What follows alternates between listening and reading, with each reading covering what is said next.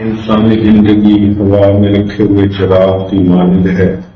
جس طرح ہوا میں رکھا ہوا چراغ ایک جھونکے کا محتاج ہوتا ہے، انسان کی زندگی بھی ایک پل کی محتاج ہوتی ہے۔ زندگی کیا ہے پھرکتا ہوا ننھا سا دیا، ایک ہی جھونکا جسے آ کے بجھا دیتا ہے، یا سرے مدغم غم کا تھرکتا ہوا آنسو، پلک چھپکنا جسے مٹی میں ملا دیتا ہے۔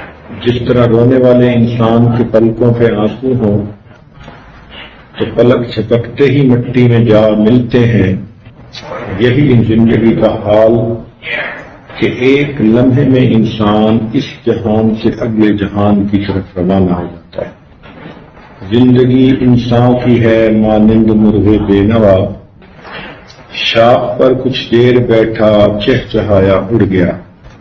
جس طرح پرندہ ایک درخت پر آ کر تھوڑی دیر کے لیے بیٹھتا ہے، چہچہا کر اڑ جاتا ہے، ہم بھی اسی طرح اس دنیا میں تھوڑی دیر کے لیے آئے ہیں، اپنی زندگی گزار کے بالآخر ہم یہاں سے چلے جائیں گے۔ کسی نے کیا اچھی بات کہی، آتے ہوئے اذاں ہوئی جاتے ہوئے نماز، آتے ہوئے اذاں ہوئی جاتے ہوئے نماز، اتنی ذرا سی دیر میں آئے چلے گئے۔ جب بچہ پیدا ہوتا ہے تو اس کے کانوں میں اذان تکبیر دی جاتی ہے، اور جب جاتا ہے تو نماز جنازہ پڑھی جاتی ہے۔ تو کہنے والے نے کہا کہ جتنی دیر اذان اور نماز کے درمیان ہے، اے انسان تیری زندگی بس اتنی ہی ہے۔ یہ دنیا کا نظام چلتا رہا ہے، چلتا رہے گا، ہم اپنی زندگی گزار کے دنیا سے چلے جائیں گے۔ کوئی آتا ہے کوئی جاتا ہے، محفل کا ہے رنگ وہی، ساقی کی نوازش جاری ہے، مہمان بدلتے رہتے ہیں۔ آج اس دھرتی پر ہم مہمان ہیں، ہم سے پہلے ہمارے باپ دادا تھے، آج ہم ہیں، ایک وقت آئے گا کہ ہم چلے جائیں گے، نئے لوگ ہوں گے، نئے چہرے ہوں گے جو ان دیسوں بستیوں کو آباد کریں گے۔ تو ہمیں چاہیے کہ دنیا کی زندگی کی اس مہلت میں اپنی آخرت کے لیے تیاری کر لیں۔ دنیا میں ہوں دنیا کا طلبگار نہیں ہوں، بازار سے گزرا ہوں خریدار نہیں۔ ہم دنیا کے طلبگار نہ بنے، بلکہ دنیا میں رہتے ہوئے آخرت کے طلبگار بنے، اس کی تیاری کریں۔ اچھا انسان کبھی بھی اپنی موت کو نہیں بھولتا، اس لیے کہ اس کا وقت متعین ہے، مگر ہمیں معلوم نہیں ہے۔ بچے بھی چلے جاتے ہیں، جوان بھی چلے جاتے ہیں، بوڑھے ہو کے بھی جاتے ہیں، ہماری مہلت کب ختم ہوگی ہمیں اس بارے میں کچھ معلوم نہیں۔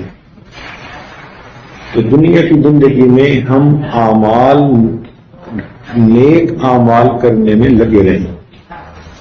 اس لیے ہمارے بزرگوں نے کہا کہ دنیا امتحان گاہ ہے، یہ سیرگاہ نہیں، تماشا گاہ نہیں، قیام گاہ نہیں، آرام گاہ نہیں، یہ تو امتحان گاہ ہے۔ افسوس کہ ہم میں سے بعض لوگوں نے اس کو چراگاہ بنا لیا۔ مومن کا اصلی گھر تو جنت میں ہے، اور اس گھر کی پیمنٹ کے لیے اللہ رب العزت نے بندے کو دنیا میں بھیجا کہ جاؤ دنیا میں جا کے نیک کام کرو، جتنا جلدی ہو سکے تم اس مکان کی قیمت ادا کرو۔ جو ہم نیکیاں کرتے ہیں یہ جنت کے مکان کی قیمت ہے۔ جیسے کچھ لوگ مکان خریدنا ہو کمیٹی ڈال لیتے ہیں، پیسے ادھر ادھر سے قرض لے لیتے ہیں، تو پیسے اکٹھے کرتے ہیں تب مکان ملتا ہے۔ جنت کے مکان کا بھی یہی معاملہ، یہاں قرضہ نہیں چلتا، ہاں انسان جو نیک اعمال کرتا ہے اس کا ذخیرہ جمع ہوتا رہتا ہے۔ اور اگر اس نے نیکیاں زیادہ کر لی، گناہ تھوڑے ہوئے، تو گویا اس نے جنت کے مکان کی پیمنٹ کر دی۔ اب یہ بندہ جیسے ہی دنیا سے فوت ہوگا، اللہ تعالیٰ اس کی قبر کو جنت کا باغ بنا دے۔ یہ عجیب بات ہے کہ دنیا مٹی گارے سے بنی اور فنا ہونے والی ہے، جبکہ جنت سونے چاندی سے بنی اور ہمیشہ باقی رہنے والی ہے۔ اس لیے جس شخص نے دنیا کی حقیقت کو پہچانا وہ دنیا سے نفرت کیے بغیر رہ نہیں سکتا، اور جس نے اللہ رب العزت کی حقیقت کو پہچانا وہ اللہ رب العزت سے محبت کیے بغیر رہ نہیں سکتا۔ یہ طے شدہ بات ہے کہ جو انسان دنیا سے دل لگائے گا ایک نہ ایک دن دنیا سے جدا کر دیا جائے گا، اور جو شخص اللہ رب العزت سے دل لگائے گا ایک نہ ایک دن اللہ سے ملا دیا جائے گا۔ ہمارا ہر قدم قدم کی طرف پڑ رہا ہے، ہر آنے والا دن ہمیں موت کے قریب سے قریب تر کر رہا ہے۔ فانی ہر ایک شے یہاں پر لا کلام ہے، کہتے ہیں جس کو باقی وہ اللہ کا نام ہے۔ اگر آپ انسان کی زندگی کے مختلف مراحل سے غور کریں تو جیسے 5 نمازیں ہیں زندگی میں، اسی طرح انسان کی زندگی میں بھی 5 مراحل ہیں۔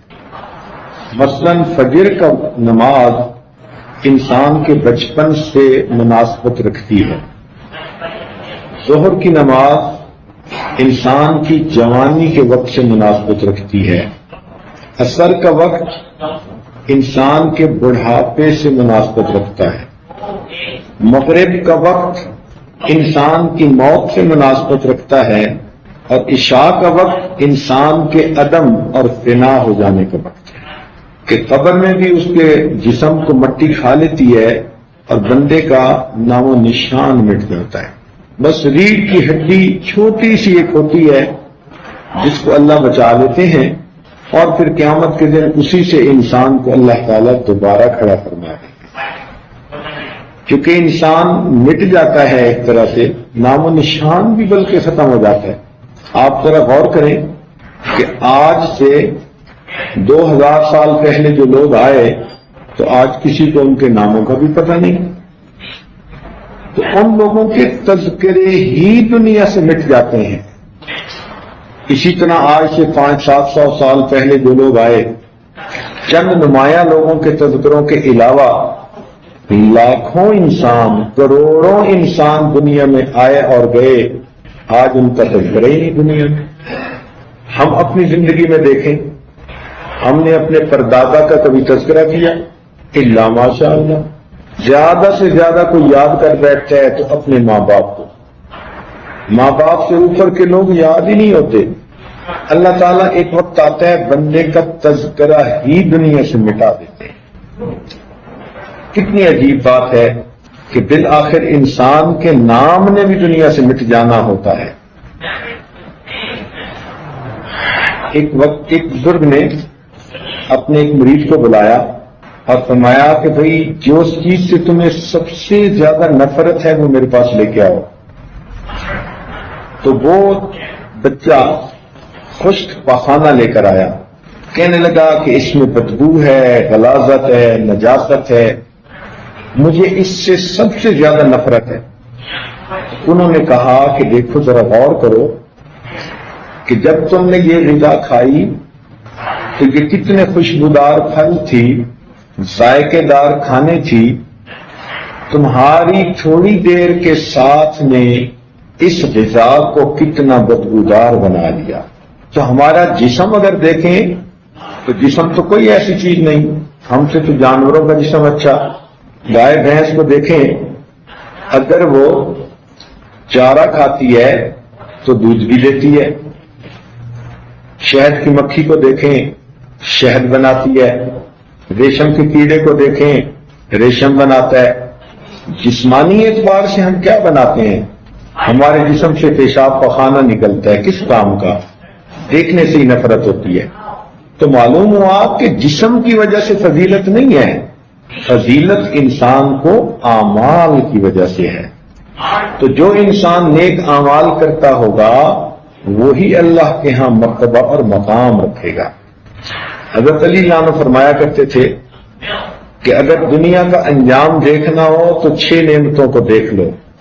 ایک، اپنے کھانے اور غذا کو دیکھو کہ جب پکایا جاتا ہے تو کتنا اچھی خوشبو ہوتی ہے، ذائقہ ہوتا ہے، مزیدار ہوتا ہے، اور جب انسان کھا کے جسم سے نکالتا ہے تو کتنا بدبودار ہوتا ہے۔ دوسرا فرماتے تھے کہ مشروبات کو دیکھو، یہ جو ہم جوس پیتے ہیں اور روح افزا اور مشروبات پیتے ہیں، فرماتے تھے کہ جب پیتے ہیں تو کتنے لذیذ اور خوشبودار ہوتے ہیں، اور جب انسان کی جسم سے نکلتے ہیں تو بدبودار پیشاب بن کر نکلتے ہیں۔ لباس کو دیکھو، جب نیا بنوایا جاتا ہے تو پرنٹ کیسا، رنگ کیسا، میچنگ کیسی، خوبصورت کتنا، اور یہی لباس جب کچھ عرصے کے بعد پرانا ہو کے پھٹتا ہے تو اس کے چیتھڑے بن جاتے ہیں۔ خوبصورت مکان کو دیکھو، جب بناتے ہیں تو کیسے ماربل کا بنا ہوا مکان نگینے کی طرح چمک رہا ہوتا ہے، اور کچھ عرصے کے بعد جب وہ کھنڈر بن جاتا ہے تو اس کی گری ہوئی دیواروں کو دیکھو کہ اس مکان کی کیا یاد دلاتی ہے۔ خوبصورت چہرے کو دیکھو، 15 سال کی عمر میں انسان کا حسن و جمال دیکھو تو اپنے جوبن پہ ہوتا ہے، اور وہی بندہ جو 15 سال کی عمر میں گلاب کے پھول کی طرح تھا، اگر اس کو 70 سال کی عمر میں دیکھو تو منہ پہ جھریاں پڑی ہوں گی، منہ میں دانت نہیں ہوگا، پیٹ میں آنت نہیں ہوگی، آنکھوں میں بینائی نہیں ہوگی، کانوں میں سنوائی نہیں ہوگی۔ کیا انسان ہوتا ہے اور کچھ عرصے کے بعد کیا بن جایا کرتا ہے۔ تو معلوم ہوا کہ اس دنیا میں جو چیز بھی آئی ہے بالآخر اس نے فنا ہونا ہی ہے۔ یہ دنیا فنا کے داغ سے داغدار ہے۔ تو اسی طرح ہمیں بھی بالآخر ایک دن اس دنیا سے چلے جانا ہے۔ اسی لیے مومن جب دنیا سے فوت ہوتا ہے تو دوسرے لوگ پڑھتے ہیں انا للہ و انا الیہ راجعون، کہ ہم اللہ کے ہیں اور ہم نے اللہ تعالی ہی کی طرف لوٹنا ہے۔ یہ ایسا ہی ہے کہ جیسے دکاندار اگر بوتلیں لائے پینے والی تو ان کو نیچے کے ریک میں رکھے یا اوپر کے ریک میں رکھے تو یہ مالک کی اپنی مرضی ہوتی ہے، اپنا چوائس ہوتا ہے۔ اللہ رب العزت نے بھی زمین اور آسمان کی 14 منزلہ بلڈنگ بنائی ہے، 7 زمینیں 7 آسمان، تو یہ 14 منزلہ بلڈنگ بن گئی۔ اب اللہ تعالیٰ کسی کو زمین کی بلڈنگ میں رکھیں یا آسمان کے اوپر منزل سے لے جائیں تو یہ اللہ رب العزت کا اپنا چوائس ہے۔ اس لیے امام غزالی رحمۃ اللہ علیہ لکھتے ہیں اے انسان تجھے چاہیے کہ ہر وقت موت کے لیے تیار رہے۔ انہوں نے ایک مثال لکھی کہ ایک بادشاہ کا باغ تھا، اس نے ایک بندے کو بلایا، کہا کہ یہ ٹوکری سنبھالو اور اس باغ میں سے بہترین پھل اکٹھے کر کے لاؤ تو میں تمہیں انعام دوں گا۔ اس نے کہا یہ تو کوئی مسئلہ ہی نہیں۔ بادشاہ نے کہا کہ شرط یہ ہے کہ جدھر سے گزر کے آ جاؤ گے واپس ادھر جانے کی تمہیں اجازت نہیں ہوگی، 1 وے تمہیں سفر کرنا ہوگا۔ اس نے کہا ٹھیک ہے، یہ تو کوئی بگ ڈیل نہیں ہے۔ چنانچہ اس نے اپنے پاس وہ تھیلی لی اور باغ میں ایک دروازے سے داخل ہوا۔ پہلے حصے کے پھل اسے اتنے اچھے نہ لگے، دوسرے حصے میں آ گیا، وہاں کے پھل کچھ مناسب تھے، سوچا آگے جاتا ہوں بہتر پھل توڑوں گا، آگے پھل اور بھی زیادہ اچھے تھے۔ اس نے سوچا کہ میں اور آگے جاتا ہوں تاکہ بہترین پھل توڑوں، اور آگے گیا تو بہترین پھل تھے، دیکھ کے دل خوش ہوتا تھا۔ اس کے دل میں یہ خیال آیا کہ میں جیسے جیسے آگے بڑھ رہا ہوں ویسے ویسے پھلوں کی کوالٹی اور سائز بہتر ہوتا جا رہا ہے، تو میں اگلے اور آخری درجے سے پھل توڑوں گا اور بہترین پھل بادشاہ کی خدمت میں پیش کروں گا۔ جب وہ اگلے اور آخری درجے میں پہنچا تو یہ دیکھ کر حیران ہوا کہ وہاں کے درختوں پر تو پھل لگے ہوئے ہی نہیں تھے۔ اب وہ رونے کھڑا ہو گیا، کاش میں نے کچھ پھل توڑے ہوتے تو مجھے بادشاہ کے سامنے جاتے ہوئے شرمندگی تو نہ ہوتی۔ تو امام غزالی رحمۃ اللہ علیہ فرماتے ہیں کہ بادشاہ سے مراد اللہ رب العزت کی ذات ہے، اور بندے سے مراد تیری ذات ہے، اور باغ سے مراد تیری زندگی کا باغ ہے، اور اس ٹوکری سے مراد تیرا نام اعمال ہے، اور پھلوں سے مراد نیکیوں کے پھل ہیں جو تجھے زندگی میں توڑنے کی حکم دیا گیا، اور تیری زندگی کا ہر دن باغ کے ایک حصے کی مانند ہے، اور روز تو سوچتا ہے میں کل سے نیک بن جاؤں گا، یعنی میں اگلے حصے سے پھل توڑوں گا۔ جب کل آتا ہے پھر سوچتا ہے اچھا میں کل سے نیک ہو جاؤں گا۔ تو انسان کل کرتا رہتا ہے، ایک ایسا وقت آتا ہے کہ اس کی زندگی میں کل نہیں ہوتا، اس نے آج ہی اس دنیا سے چلے جانا ہوتا ہے۔ تو پھر اللہ رب العزت کے سامنے نیکیوں سے خالی نام اعمال لے کر جائیں گے تو ہمیں کتنی شرمندگی ہوگی۔ ایک اصول کی بات یاد رکھیں کہ دنیا کا جو کچھ ہے یہ بالآخر یہاں رہ جانا ہے۔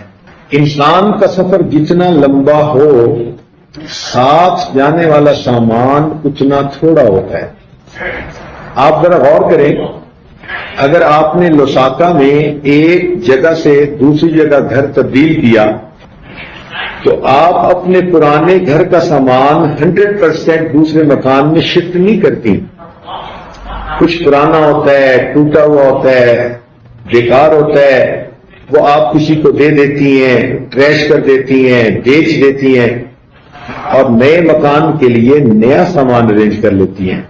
جو سامان ساتھ آپ لے کر جاتی ہیں وہ 60-70% ہوتا ہے زیادہ سے زیادہ، اور بالفرض اگر آپ نے یہاں سے سعودی عرب شفٹ ہونا ہے، یا فرض کرو یہاں سے آپ نے چپاٹا شفٹ ہونا ہے، تو اب آپ وہ 60% سامان بھی نہیں لے کے جائیں گی، آپ ایک کنٹینر کریں گی سامان کا، چاہے 30% آتا ہے 40%، تو اچھا سامان چن لیں گی اور باقی سامان یہی رکھ جائیں گی۔ تو جب چپاٹا جانا ہوا تو اب صرف ایک کنٹینر آپ لے کر گئی، اور اگر بالفرض آپ نے سعودی عرب جانا ہو تو کنٹینر بھی ساتھ نہیں جاتا، بلکہ آپ سعودی عرب جاتے ہوئے 2 بیگ لے کر ساتھ جاتی ہیں، ہر بیگ کا وزن 30 کلو ہوتا ہے۔ تو معلوم ہوا کہ جتنا سفر لمبا ہوتا جا رہا ہے اتنا انسان کے ساتھ جانے والا سامان گھٹتا جا رہا ہے۔ اگر یہ دستور ہے تو جب انسان اس دنیا سے آخرت کے سفر پر جائے گا تو اس وقت 2 بیگ نہیں، فقط ایک بریف کیس ساتھ ہوگا، اور اس بریف کیس کا نام اعمال ہوگا، باقی ہر چیز یہیں کی یہیں رہ جائے گی۔ تو جب ہر چیز یہیں رہ جائے گی تو انسان ان چیزوں میں مصروف ہو کر اپنے اللہ رب العزت سے غافل کیوں ہوتا ہے؟ یہ تو دنیا کی چیزیں ہیں، بالآخر انسان سے جدا ہو جائیں گی۔ تو ہم اپنے اصلی مقصد کو یاد رکھیں۔ نبی علیہ السلام نے ایک مرتبہ ملک الموت سے فرمایا کہ ملک الموت اپنے آنے سے پہلے کچھ اپنے میسج بھیج دیا کرو۔ ملک الموت نے عرض کیا، اے اللہ کے نبی، میں تو اپنے میسج بھیجتا ہوں، انسان کے دانت کا ٹوٹ جانا، اس میں کیویٹی کا بن جانا، یہ اس کو میسج ہے میری طرف سے۔ اس کے جسم کا بال سفید ہو جانا میری طرف سے میسج ہے۔ اس کی بینائی کا 6/6 نہ رہنا، کمزور ہو جانا، یہ میسج ہے۔ بیٹھے ہوئے یکدم کھڑا ہو تو آنکھوں کے آگے اندھیرا ہو جانا، یہ میسج ہے۔ لو بیک کی پین ہو جانا، یہ میسج ہے۔ چلتے ہوئے سانس کا پھولنے لگ جانا، یہ میسج ہے۔ یہ تمام میسیجز ہیں کہ اب آپ کا یہاں سے جانے کا وقت قریب ہے، مگر ہم ان میسیجز کو ریسپونڈ ہی نہیں کرتے حتیٰ کہ ہماری موت کا وقت بالکل قریب آ جاتا ہے۔ اللہ رب العزت بندے کو کب موت دیں گے یہ تو کچھ معلوم نہیں، لیکن ہمیں اس وقت کو یاد تو رکھنا چاہیے نا۔ چنانچہ حضرت عمر رضی اللہ عنہ نے ایک انگوٹھی بنوائی ہوئی تھی اور اس کے اوپر لکھوایا ہوا تھا کہ اے عمر کفا بالموت واعظا، تیرے لیے موت ہی نصیحت کافی ہے۔ اور آپ نے ایک آدمی کا ذمہ لگایا ہوا تھا کہ میرے ساتھ ساتھ رہا کر اور وقتاً فوقتاً موت کا تذکرہ چھیڑتے رہا کر۔ ایک دن آپ نے اس کو کسی اور کام پر لگا دیا۔ اس نے پوچھا امیر المومنین کیا اب موت کا تذکرہ کرنے کی ضرورت نہیں؟ تو آپ نے اپنی ریش کی طرف اشارہ کیا جس کے چند بال سفید ہو گئے تھے کہ اب مجھے اپنے جسم کے یہ چند بال موت کی یاد دلانے کے لیے کافی ہوتے ہیں۔ کیا ہم نے بھی اس طرح موت کو کبھی یاد کیا؟ فرماتے ہیں امام غزالی رحمۃ اللہ علیہ، موت برحق ہے لیکن کفن کے ملنے میں شک ہے۔ موت برحق ہے لیکن کفن کے ملنے میں شک ہے۔ چند دن پہلے کی بات ہے، ایک آدمی کو دشمنوں نے قتل کر دیا، نہر میں پھینک دیا۔ کئی دن پانی میں رہنے کی وجہ سے لاش پھول گئی، پہچان ہی نہیں ہوتی تھی۔ چنانچہ اس کو بستی والوں نے نکالا اور لاوارث سمجھ کر دفن کر دیا۔ اور جب کفن کا وقت آیا تو مولانا صاحب نے مسجد میں اعلان کیا کہ لوگوں لاوارث لاش ہے، دفن کرنا ہے، چندہ لاؤ تاکہ ہم کفن خرید کر اس کو کفنا دیں۔ جب اس بندے کو دفن کیا گیا، 3 مہینے کے بعد کیس کی حقیقت کھلی تو پتہ چلا کہ یہ ایک علاقے کا بڑا ذمہ دار تھا، 4 جوان بیٹے تھے، کئی کروڑ روپیہ اس کے بینک اکاؤنٹ میں موجود تھا، 2 محل نما اس کے مکان تھے، 12 مربع اس کے پھلوں کے باغات تھے۔ اس بندے نے زندگی میں کبھی بھی نہیں سوچا ہوگا کہ جب میری موت آئے گی میں چندے کا کفن لے کے دنیا سے چلا جاؤں۔ کہتے ہیں کہ وارث مان نہ کری وارثاں دا، رب بے وارثہ کر مار دائی، کہ اے وارث تو اپنے وارثوں کا مان نہ کر، اللہ رب العزت بندے کو لاوارث کر کے مار دیا کرتے ہیں۔ تو ہم اپنی موت کو یاد رکھیں، اس کی تیاری کر لیں، ایسا نہ ہو کہ جب وقت آئے تو پھر ہم ہاتھ مل رہے ہوں کہ کاش ہم نے یہاں پہلے تیاری کر لی ہوتی۔ کسی کا کندھا نگینے پہ نام ہوتا ہے، کسی کی عمر کا لبریز جام ہوتا ہے، عجیب پانی ہے دنیا یہاں پہ شام و سحر، کسی کا کوچ کسی کا مقام ہوتا ہے۔ آخرت کی تیاری کیا ہے ذرا سمجھے۔ ایمان جو دنیا میں ہم حاصل کرتے ہیں یہ آخرت کی روشنی ہے، آخرت کی بجلی ہے۔ دنیا میں جو تقوی کی زندگی گزارتے ہیں یہ آخرت کا لباس ہے، وَلِبَاسُ التَّقْوَى۔ دنیا میں جو اللہ کا ذکر کرتے ہیں یہ آخرت کے باغات ہیں، کھانے والے پھل ہیں۔ اور دنیا میں اگر ہم مسجد بناتے ہیں تو یہ آخرت کا ہمارا مکان اور محل ہے۔ تو ان نیک اعمال کو کر کے ہم آخرت کی زندگی کی تیاری ابھی سے کر لیں۔ جن لوگوں نے موت کی تیاری کی ہوتی ہے ان کو موت کے وقت پریشانی نہیں ہوتی۔ چنانچہ ایک بزرگ گزرے ہیں پیر ننھے میاں بھوپالی، تو ان کی موت کا جب وقت آیا تو مسکرائے اور قریب کے لوگوں کو کہا السلام علیکم، اور پھر کہا لا الہ الا اللہ محمد رسول اللہ، اور فوت ہو گئے۔ ایک بزرگ تھے، ان کی 3 سالہ بیٹی تھی، اس کا نام تھا حفصہ۔ ان پہ کچھ کیفیت تھی آخری وقت کی تو وہ حفصہ بچی آئی اور ابو کے ساتھ بستر پر لیٹ گئی. وہ چاہتی تھی کہ ابو میرے ساتھ باتیں کریں، پیار کریں، مگر وہ تو آنکھیں بند کر کے خاموش لیٹے ہوئے تھے. تو یہ بچی ان سے باتیں کرتی رہی، کبھی ان کی آنکھیں کھولتی، کبھی منہ کھولتی، ان کے سینے کے اوپر چڑھ گئی. ابو کیا بات ہے، آپ مجھ سے بات نہیں کرتے؟ پھر یہ ناراض ہو گئی کہ اچھا میں بھی آپ سے نہیں بولوں گی، اور دوسرے کمرے میں جا کے بچی نے رونا شروع کر دیا. ماں نے بچی کو روتے دیکھا تو اس نے کہا بیٹا کیوں رو رہی ہو؟ اس نے کہا ابو مجھ سے نہیں بولتے، میں نے اب ابو سے نہیں بولنا. تو ماں اس بچی کو اٹھا کے لائی اور ان بزرگوں کے قریب لا کر اس بچی کو کھڑا کیا اور کہا دیکھو نا، یہ پیاری پیاری حفصہ ناراض ہو گئی ہے آپ سے، آپ ذرا اس حفصہ سے باتیں کریں، اس کو منائیں. تو جب بیوی نے یہ کہا تو ان بزرگوں نے آنکھ کھول کر کہا کون سی حفصہ اور کیسی حفصہ؟ ہم نے تو اپنے یار کو منا لیا، لا الہ الا اللہ محمد رسول اللہ، کلمہ پڑھا وہیں ان کی موت آ گئی. تو جن لوگوں نے محنتیں کی ہوتی ہیں پھر آخری وقت میں دنیا ان کے لیے رکاوٹ نہیں بنتی. وہ دنیا کے بارے میں کہتے ہیں کون سی دنیا، کیسی دنیا، کون سی حفصہ، کیسی حفصہ، ہم نے تو اپنے یار کو منا لیا. اور دستور یہی ہے کہ جس گھر والے سے نہ بنتی ہو نا، عورت کو کہا جائے نا کہ تجھے اس گھر میں لے جا رہے ہیں، یہ کہے گی میرا تو جانے کو جی نہیں چاہتا، اس گھر کی عورت تو مجھے اچھا نہیں سمجھتی، وہ تو مجھے تیوریاں دیکھتی ہے اور میرے متعلق باتیں کرتی ہے اور برا گمان رکھتی ہے، میں تو اس گھر میں قدم ہی نہیں رکھ سکتی.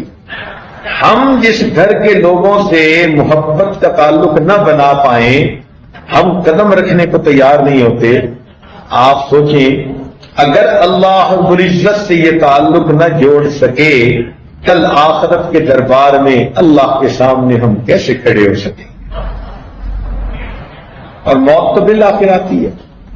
دیکھیے سلیمان علیہ السلام بیت المقدس بنانے لگے تو آپ نے جنوں کو حکم دیا کہ تم اس کو بناؤ، اور خود ایک شیشے کا کمرہ بنا کر اس کے اندر آپ کھڑے ہو گئے کہ میں اس کی نگرانی کروں گا.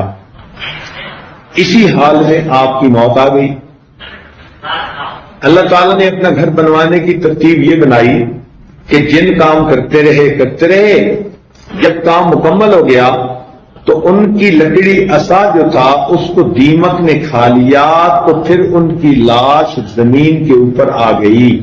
تب جنوں کو پتہ چلا کہ ان کی تو وفات ہو چکی.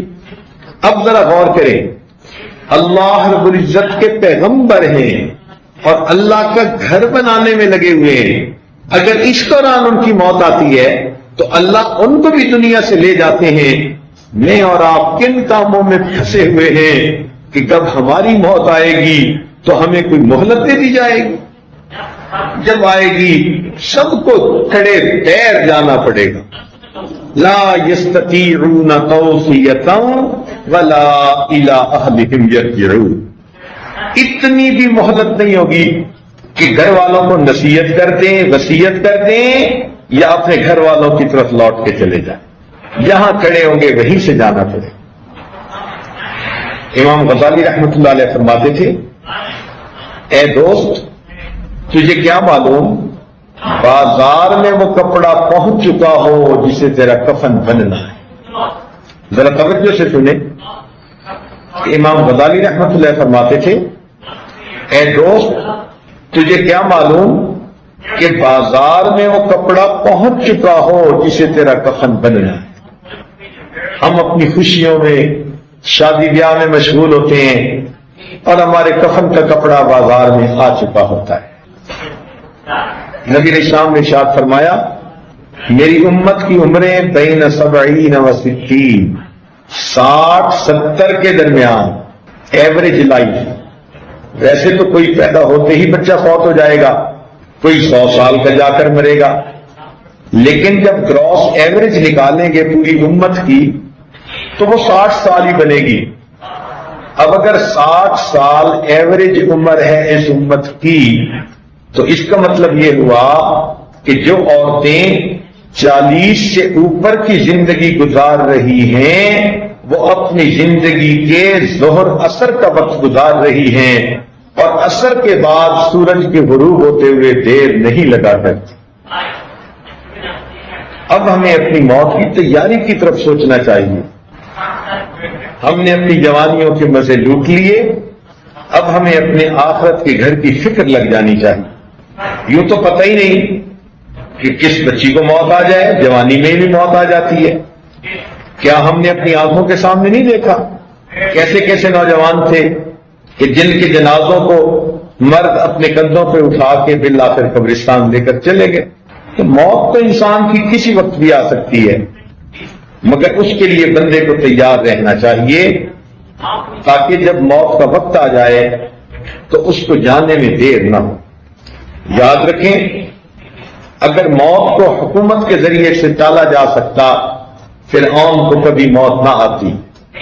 اگر موت کو وزارت کے ذریعے سے ٹالا جا سکتا، حامان کو کبھی موت نہ آتی۔ اگر موت کو قوت بازو کے ذریعے سے ٹالا جا سکتا، رستم و سہراب کو موت نہ آتی۔ اگر موت کو حکمت و دانائی کے ذریعے سے ٹالا جا سکتا، لقمان علیہ السلام کو موت نہ آتی۔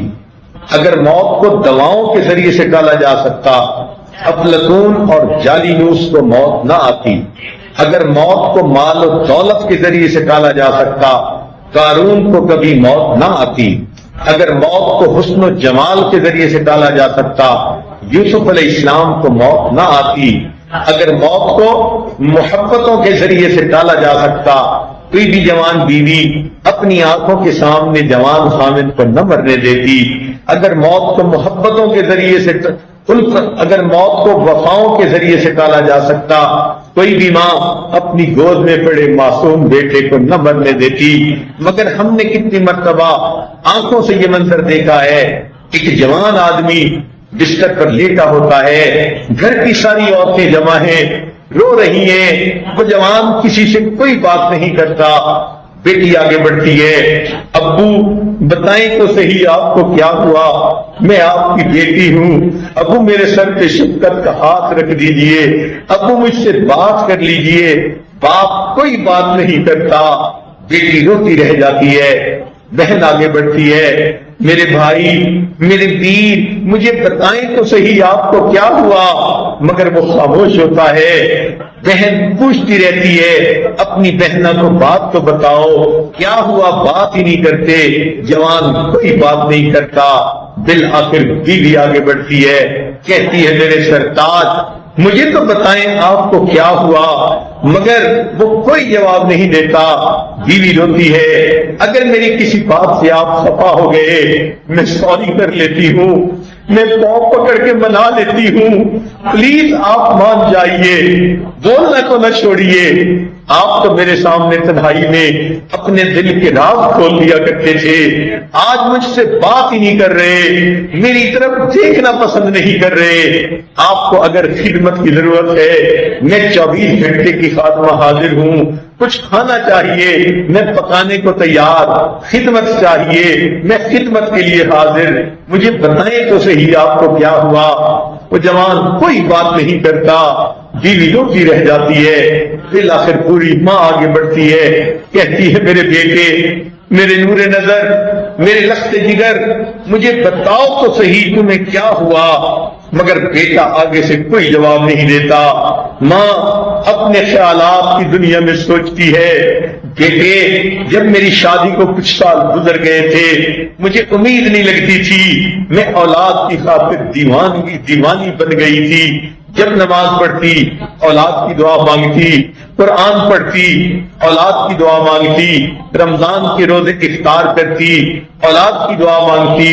بیٹے میں عمرے پر بھی گئی، غلاف کعبہ کو پکڑ کے اولاد کی دعائیں مانگی، مقام ابراہیم پہ سجدے کر کے اولاد کی دعائیں مانگی، اللہ کے گھر کا طواف کیا، اولاد کی دعائیں مانگی۔ بیٹے مجھے پتہ چلتا کوئی بزرگ آئے ہوئے ہیں، میں اولاد کی دعا کے لیے پیغام بھیجتی تھی، میں لیلۃ القدر میں جاگتی اولاد کی دعائیں مانگی تھی، بیٹے میں نے علاج بھی کروائے، دعائیں بھی کروائیں، اور پھر جس دن تمہاری ولادت ہوئی بیٹے میرے خوشیوں بھرا دن تھا، میں تمہارے چہرے کو دیکھتی تھی، میرے غم دور ہو جاتے تھے، بیٹے میں نے تم محبتوں سے پالا، پہلے تمہیں پلاتی بعد میں خود پیا کرتی تھی، پہلے تمہیں کھلاتی بعد میں خود کھایا کرتی تھی، پہلے تمہیں سلاتی تھی بعد میں خود سویا کرتی تھی، بیٹے تمہاری پیدائش سے پہلے میں اپنے میاں کے ساتھ کبھی باہر جاتی اپنا کپڑا جوتی خرید کے لاتی تھی، تمہارے پیدا ہونے کے بعد میں تو اپنے آپ کو بھول ہی گئی، کبھی جانا بھی ہوتا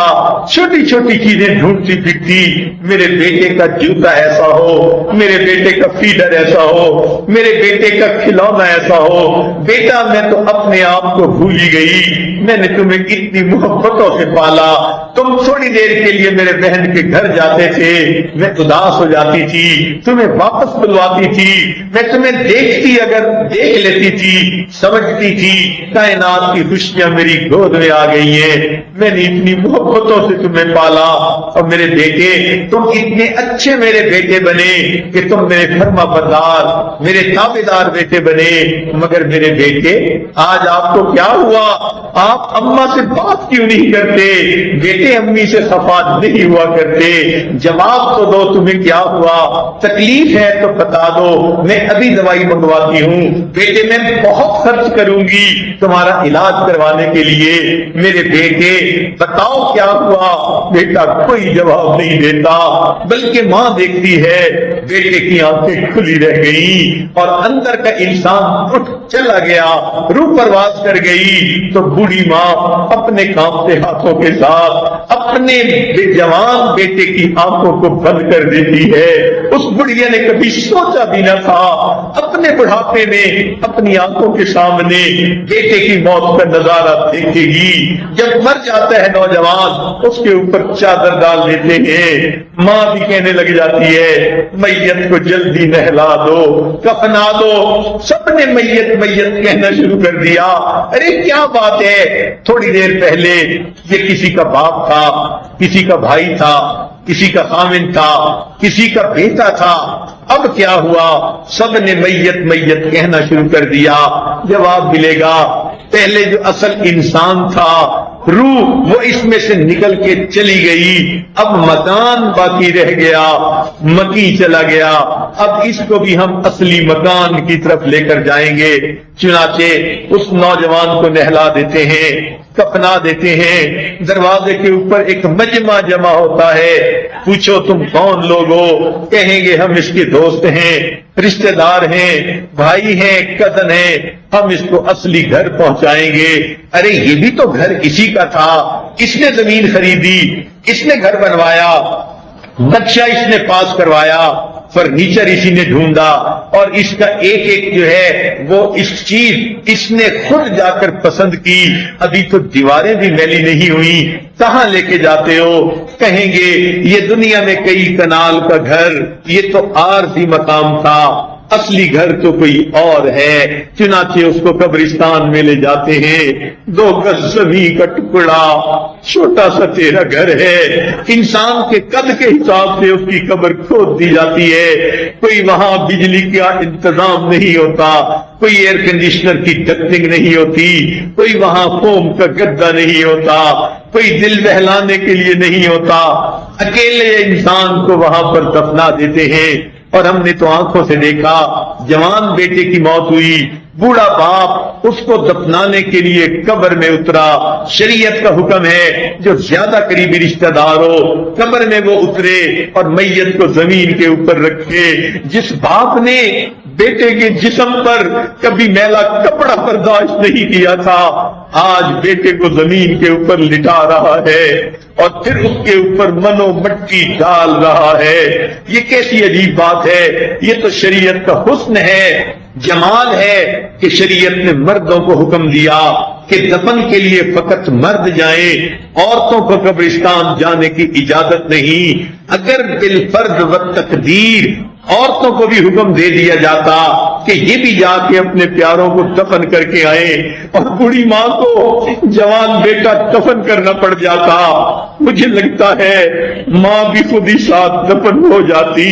یہ تو مردوں کو اللہ نے دل دیے ہیں، اپنے پیاروں کو دفن کر کے آ جاتے ہیں، منو مٹی ڈال دیتے ہیں اور پھر کہتے ہیں لے او یار حوالے رب دے، اب اس کو اللہ کے حوالے کر دیتے ہیں۔ تو جب کل ایک دن اللہ کے حوالے ہونا ہے، کیوں نہ انسان اپنی زندگی میں اپنے آپ کو اللہ کے حوالے کر دے، اللہ رب العزت کے حکموں کے مطابق زندگی گزارے اور آخرت کی تیاری کر لے، اس لیے کہ بالآخر ایک دن انسان کو قبر میں جانا ہی ہے۔ حدیث پاک کا مفہوم ہے جب کسی نیک بندے کی موت آتی ہے، اللہ تعالیٰ فرشتوں کو حکم دیتے ہیں یہ میرا عاشق تھا، یہ میرا چاہنے والا تھا، اس کا جنازہ اٹھے گا، تم راستے کے دونوں طرف استقبال کے لیے چلے جاؤ، عاشق کا جنازہ ہے ذرا دھوم سے نکلے۔ سبحان اللہ، اللہ رب العزت اس کے لیے کس قدر پروٹوکول دے رہے ہیں۔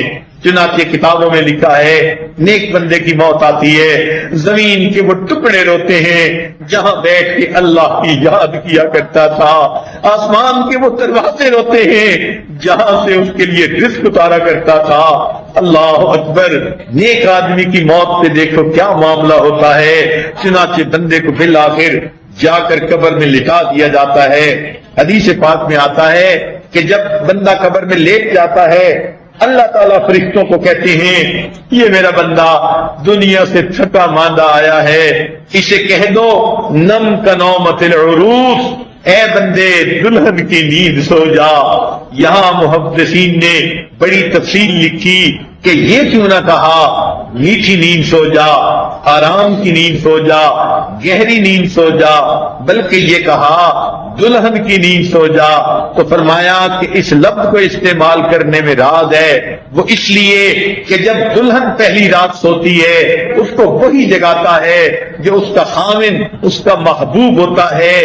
آج یہ نوجوان بندہ قبر میں سو رہا ہے، کل قیامت کے دن اس کو وہی جگائے گا جو اس کا محبوب حقیقی ہوگا۔ دلہن کی آنکھ کھلی تو خامن کے چہرے پہ پڑی، اس مومن کی آنکھ کھلے گی قیامت کے دن تو اللہ رب العزت کا دیدار ہوگا۔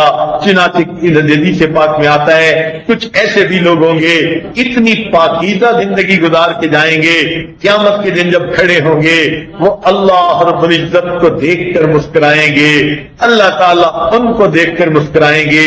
آواز آئے گی یا ایتھا النفس المطمئنہ ارجعی الی ربک راضیۃ مرضیہ فادخلی فی عبادی وادخلی جنتی۔ تو جب بالآخر ہم نے اللہ رب العزت کے حضور چلے ہی جانا ہے تو کیوں نہ ہم اس کے لیے آج تیاری کر لیں۔